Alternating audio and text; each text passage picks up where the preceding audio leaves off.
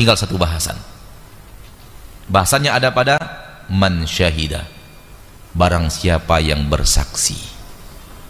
Ketahuilah saudaraku, saksi adalah pernyataan lisan, persaksian lisan, syahadat. Syahadatu alla ilaha illallah, bersaksi kita bahwasanya la ilaha illallah. Namun pernahkah kita sadar bahwa persaksian terbagi dua? Satu, persaksian benar, jujur.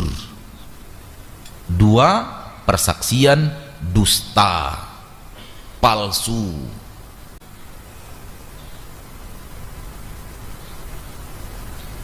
Kita lupa bahwa persaksian terbagi dua.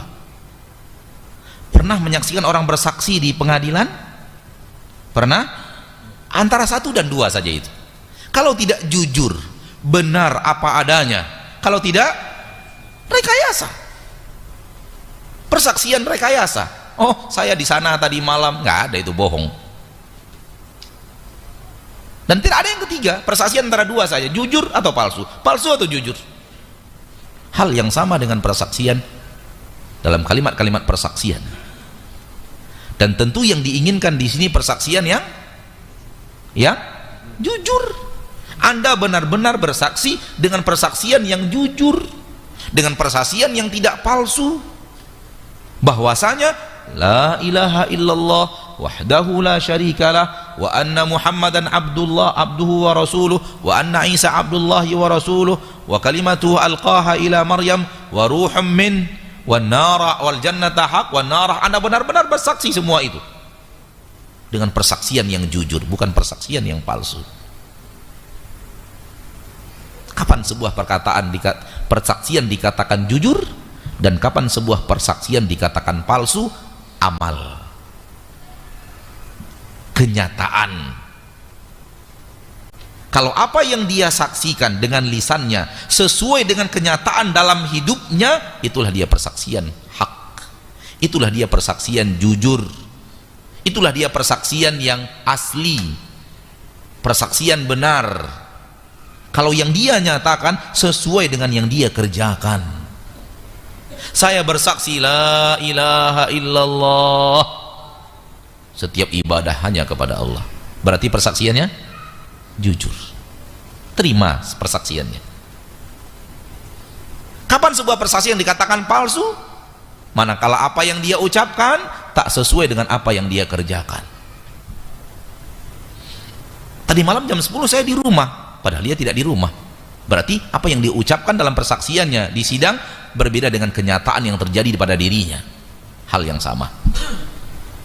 Saya bersaksi la ilaha illallah, asyhadu, saya bersaksi la ilaha illallah, bahwasanya tidak ada ilah selain Allah. Ke dukun, minta rezeki ke dukun, minta pangkat ke dukun, minta rezeki ke dukun yang dukunnya miskin. Kan aneh tuh. Minta lapangan rezeki ke dukun yang dukunnya miskin. Minta cari gudang harta korun ke dukun. Dukun kalau tahu diambilnya, mau kasih tahu dia, kita sama dia. Ngapain dia kasih tahu kita gudang harta korun?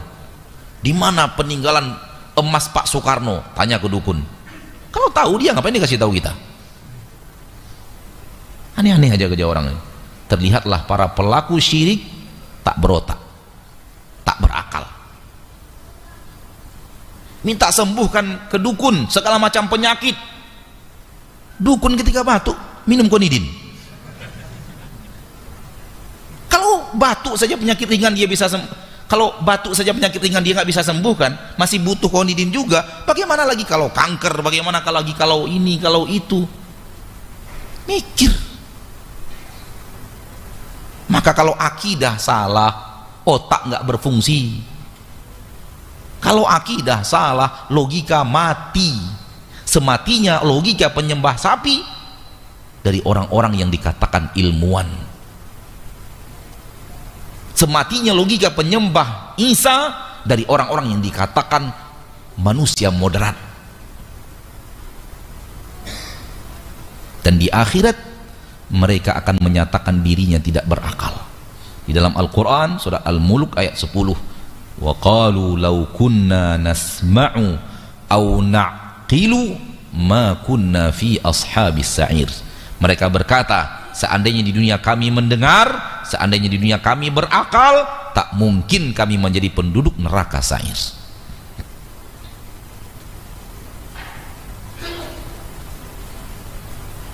Maka bersaksilah persaksian hak, bersaksilah persaksian jujur, yaitu persaksian sesuai dengan apa yang Anda lakukan.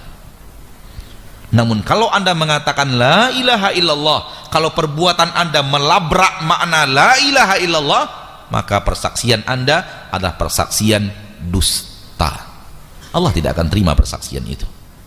Hanya Anda yang tahu apakah Anda telah melabrak persaksian Anda atau tidak. Apakah apakah Anda telah membatalkan la ilaha illallah yang Anda ucapkan dengan perbuatan Anda atau tidak? Hanya Anda yang tahu. Kalau iya, taubat segera sebelum kematian datang menjemput. Sampai di sini bahasan kita pada pagi hari yang berbahagia ini. Semoga bermanfaat dan semoga Allah tabaraka wa taala selamatkan kita dan orang-orang yang kita cintai dengan menjalankan la ilaha illallah, kalimat tauhid, dengan memahami maknanya, dengan mengamalkan tuntutannya. Dan semoga Allah tabaraka wa ta'ala menjadikan kita orang-orang yang mendapatkan apa yang dijanjikan oleh Nabi Muhammad SAW dalam hadis ini, tanpa ke neraka sama sekali. Amin ya rabbal